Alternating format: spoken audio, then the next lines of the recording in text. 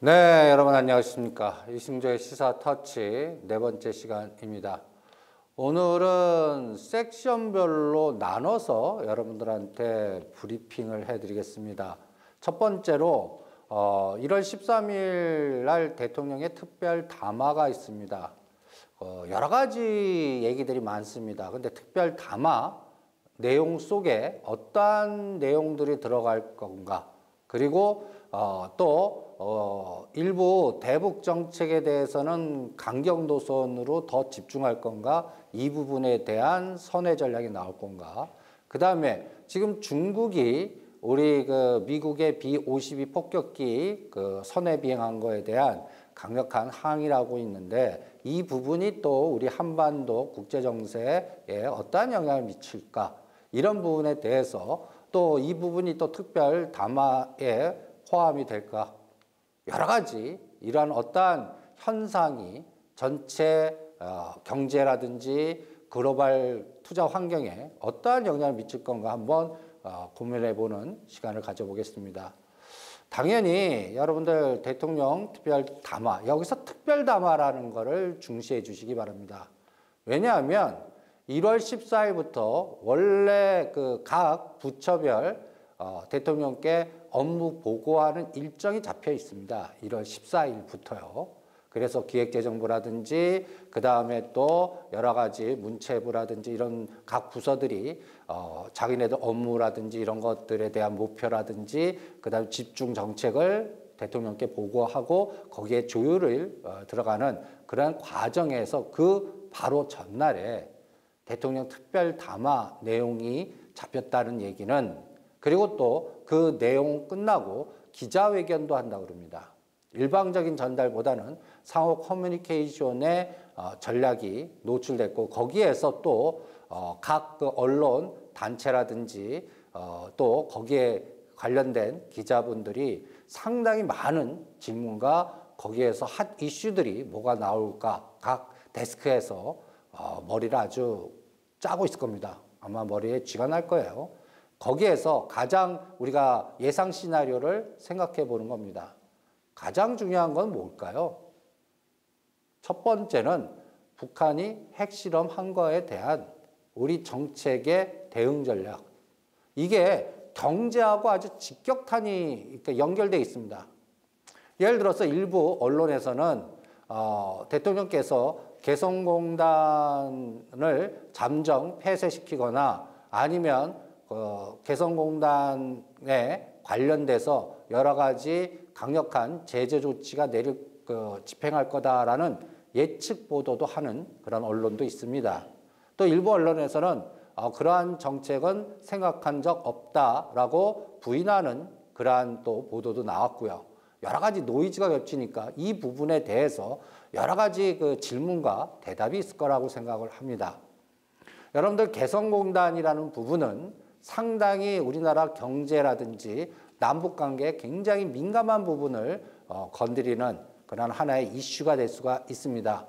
여러분들 우리가 이 중소기업이라든지 개성공단에서 북한의 저임금을 이용해서 여러 가지 생산 제품을 만들어 갖고 그거를 수출하는 그러한 기업들 입장에서는 개성공단의 잠정 폐지라든지 아니면 강력한 제재 조치 나오면 굉장히 치명타를 받을 가능성이 높지 않습니까? 그리고 또 이게 우리나라 경제 성장률에 굉장히 중요한 역할을 할 겁니다. 그래서 지금 현재 입장은 북한이 수소폭탄이라고 가칭 얘기하는 핵실험 이후에 여러 가지 대응 전략은 군사적인 부분에서 한미 공동체계를 유도하면서 확성기 대북 방송을 다시 재개하고 그 다음에 또 핵 항공모함이 우리 또 나라에 입항하면서 또 B-50 폭격기가 또 선회하는 여러 가지 군사 위위를 점하는 하나의 무력 시위를 하고 있고, 이 부분에서 또 북한은 대응을 할 수가 없을 겁니다. 여기에서 예를 들어서 연평도 포격같이 확성기에다 정밀 타격하면 이거는 바로 대응 사격이 나가고 국지전으로 확산될 수 있기 때문에 북한 싱크탱크나 이거를 계획하고 전략화시킨 하나의 뭐 이게 김정은이 됐지, 김정은에 관련 옆에 뭐 싱크탱크가 됐지, 그 사람들의 머릿속에서는 어떤 전략이 나올까요? 만반디 투틀렛 전략으로 갈 겁니다. 그래서 오히려 민감하게 반응하는 것은 중국입니다. 여러분들 왜 중국이 민감하게 반응할까요? 이 부분이 확산으로 갈 경우, 우리가 복잡계 투자 경제학의 이론에서 그 나비 효과, 초기 조건의 이 민감한 변화가 앞으로 전체 시스템을 요동을 치게 만드는 그런 현상을 초기 조건의 민감성 그리고 나비 효과라고 그럽니다. 예를 들어서 만약에 이러한 북한의 수소폭탄이라는 핵실험이라는 일련의 사태가 조만간에 어떠한 개념 나오면 한반도의 사드 설치를 당연화시키는 이런 걸로 발전됐다고 한번 생각해 보십시오. 미국은 또 그 우파들, 보수파들은 또 석유라든지 군수물자라든지 이게 공화당 쪽에 연결된 압력단체들이나 기업들, 거기 후원 조직들, 뭐 일부에서는 이거를 뭐 네오콘 세력이라고 표현하기도 하고 여러 가지 갖다 이름을 붙이지만 만약에 이러한 상황이 구체화되어 보십시오. 사드 설치가 구체화되면 옛날에는 우리가 미국이 사드 설치에 대한 거에 작용 반작으로 중국이 굉장히 강력하게 항의하고 부인하면서 우리나라 정부도 중국의 북한을 조절하는 입장을 믿었습니다. 그리고 중국이 주장하는 게 뭐죠? 한반도의 비핵화입니다. 한반도의 비핵화. 그러니까 우리 한반도의 비핵화의 단어를 해석하는 걸 우리 입장으로만 본 것 같아요. 한반도의 비핵화. 그러니까 북한이 핵이 있는 걸 중국이 보이지 않게 어떻게 조절해서 북한이 핵을 포기하게끔 하거나 비무장 핵을 해체시키는 그러한 정책으로 집중하지 않겠나. 이걸 기대한 건데 지금 오히려 우리 대한민국이 중국은 한미 동맹의 연결고리로 북한이 북핵 핵실험에 대한 대응으로 미국의 항모 들어오고 그 다음에 B-50 폭격기 뜨니까 제일 민감하게 왜 민감할까요? 이제 다음 미국의 전략은 어떤 전략일까요? 우리의 한반도나 일본의 사드 설치라든지 또 아베 정부는 요때 날 겁니다. 지금 아베 정부가 제일 신났을 겁니다. 지금 경제 부분에서 돈을 그렇게 풀었는데도 잘 안 되니까 이 매듭을 뭔가 좀 전환 국면을 얻으려고 일부 일본의 싱크탱크 쪽에서는 인공섬, 여러분 센카쿠 열도에 인공섬에서 중국과 이런 군사적인 갈등 구조를 만들어서 뭔가 명분을 얻으려고 하는 논리를 주장했던 그 시점에 북한이 수소폭탄 터뜨려준 거예요. 그러니까 아베 정부 입장에서는 웬 선물 이런 전략이 나오는 겁니다. 그래서 요걸 기회로 뭐 수정헌법 하에 일본의 핵무장을 다시 하면 어떻겠습니까? 라는 급진적인 안까지도 나오고 있는 입장입니다. 이런 상황에서 사드 설치를 구체화시키고 또 미국 군수 물자를 생산하는 업체들 입장에서는 2016년도 11월 달이 뭡니까? 대선이거든요, 미대선. 그러니까 이러한 부분을 정책적인 아니면 또 대통령 선거에 공약으로 연결시키면서 이 동남아시아, 그 다음에 동부가 이러한 정세 변화를 이용해서 대선까지 이렇게 노이즈를 연결시키는 이런 상황까지 발전할 수가 있는 겁니다.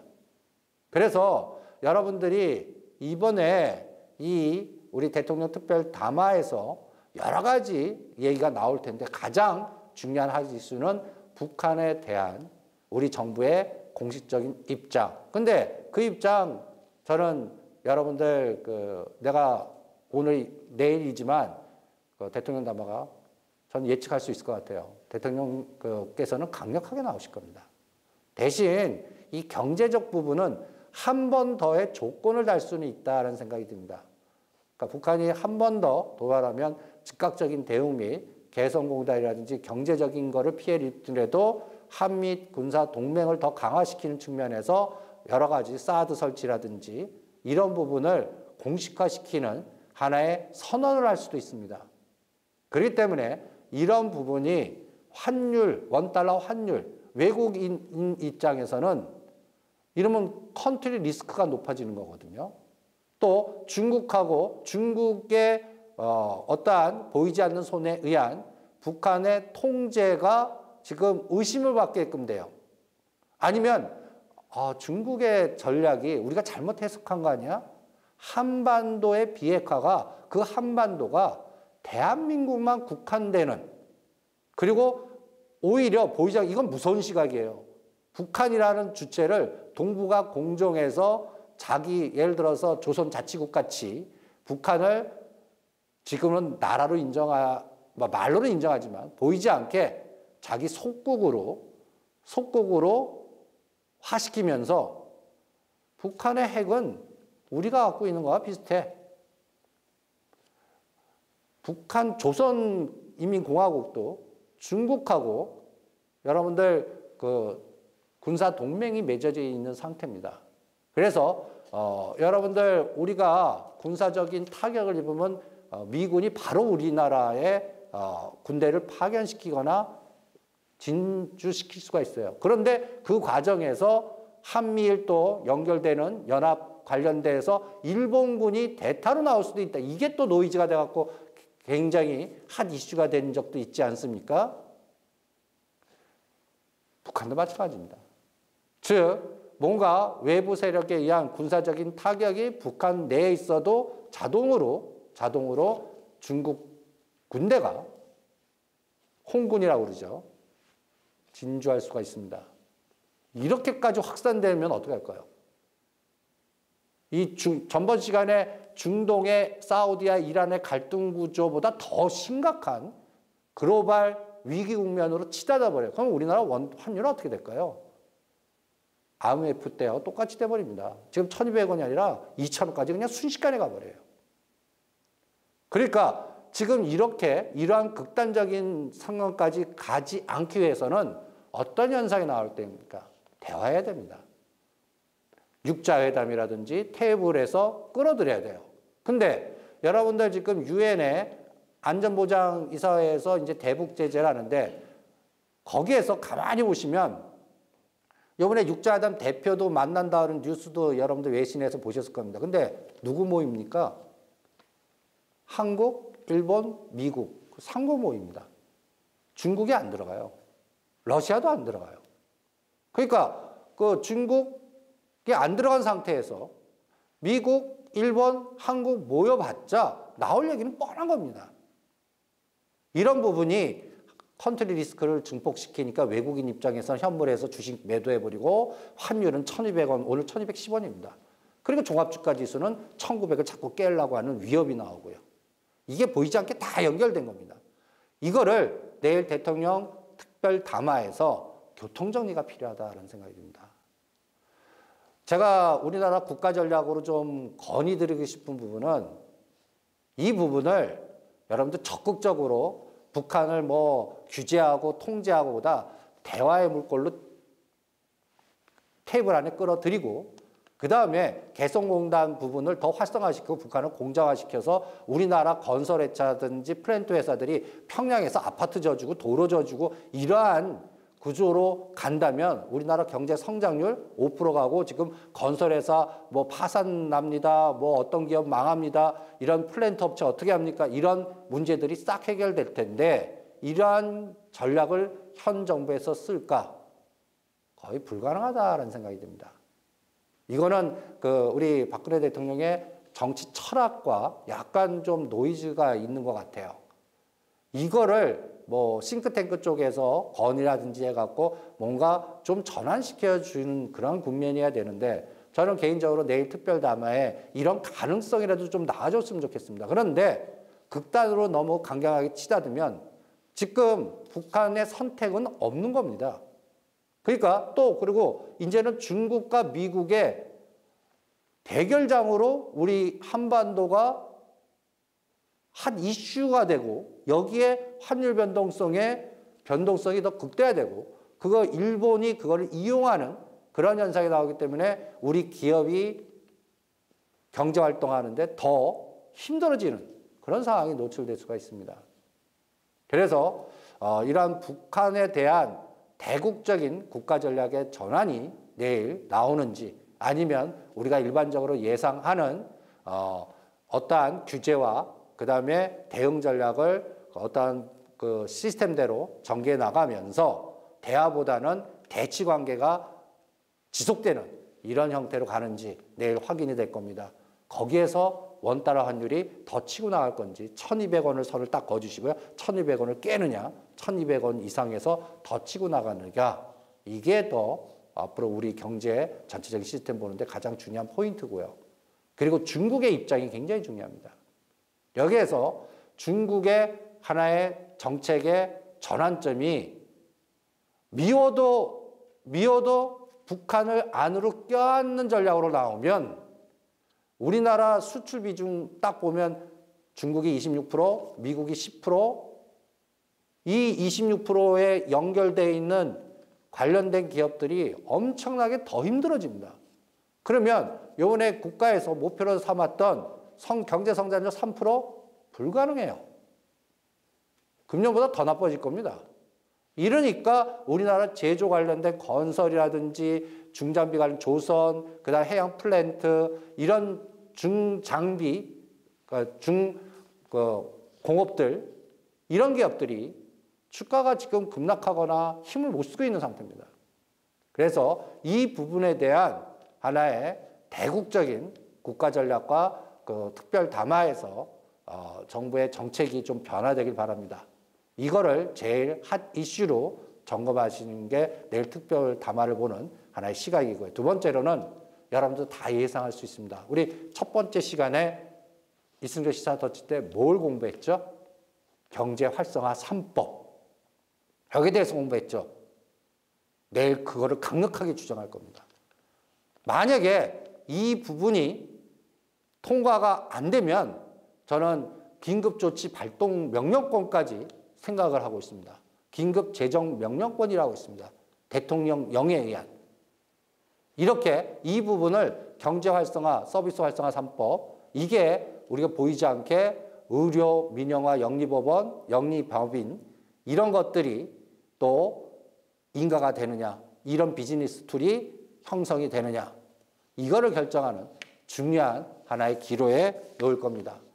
제가 CG로 두 번째로 여러분들 두 번째로 국가 전략과 그 다음에 IT를 놓고 여러 가지 그 투자 포트폴리오를 세울 때 당분간 1, 4분기는 지금 각 삼성전자가 4, 4분기 실적 발표하면서 그 시장 예측치보다 낮게 나와서 6조 1천억 나왔습니다. 그래서 삼성전자가 139만 원에서 오늘 제가 종가 보고 있는데 115만 원을 깼습니다.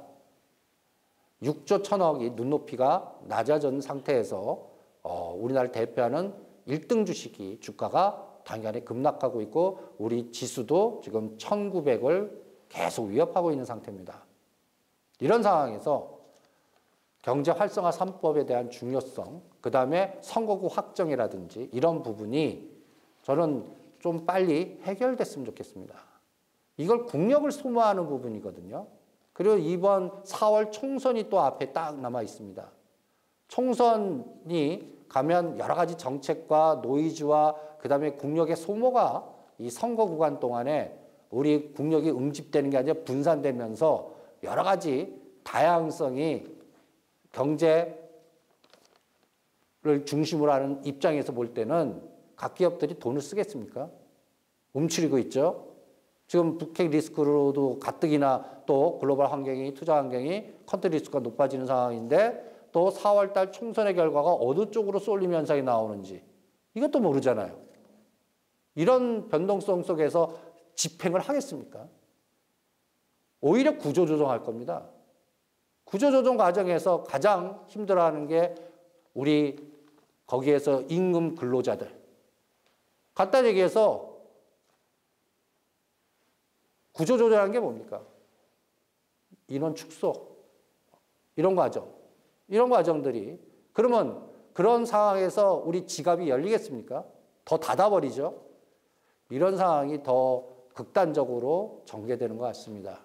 그래서 대통령 특별 담화에서 여러 가지 정책 중에 경제활성화 3법과 선거 관련된 법이 일괄 타결돼서 또 그거를 국회에서 받아들이고 그러면서 국가적인 변동성에 대한 불확실성이 제거되는 하나의 계기가 됐으면 좋겠습니다. 이거를 내일 대통령 특별 담화에서 확인하실 수가 있을 겁니다. 이런 확인하는 과정에서 여러분들 체크할 건 뭡니까? 환율입니다. 원달러 환율. 그러니까 여러분들 내일 특별 담화 이후에 여러 가지 얘기들과 새로운 얘기도 나올 거고 우리가 지금 예측하는 얘기들이 또 계속 나올 겁니다. 그런 얘기가 나온 이후에 원달러가 1,200원을 깨고 내려가야 됩니다. 그래야 뭔가 불확실성이 좀 제거됐고 대화의 테이블로 가고 군사적 갈등 구조가 아닌 뭔가 그래도 지금은 나쁘지만 앞으로는 조금 개선될 수 있겠네라는 상황으로 갈 수가 있습니다. 그런데 내일도 특별 담화 이후에 환율이 10원 이상 뛰어버리는 겁니다. 지금 오늘 1,210원이죠. 내일 1,220원을 구경하시는 거예요. 이렇게 환율이 속도가 나오면 간단하게 해서 원화 매도하고 원화 자산 매도, 원화 우리나라 국채 매도하고 주식 매도해서 외국인이 셀 코리아 한다는 얘기예요. 이렇게 되면 시장의 변동성은 더 확대가 될 겁니다. 아주 중요한 기로에 와 있습니다. 대통령 특별 담화에 대한 하나의 기준점에서 경제활성화 3법이라든지 대북 전략이라든지 여러 가지 부분에서 대국적인 하나의 전환점의 계기가 됐으면 좋겠습니다. 오늘 첫 번째 섹션으로 대통령의 특별 담화에 대한 미리 어떤 얘기가 나올 수 있고 그 상황에서 원달러가 어떻게 변동되고 그거를 읽는 하나의 기준을 같이 고민해 봤습니다. 감사합니다.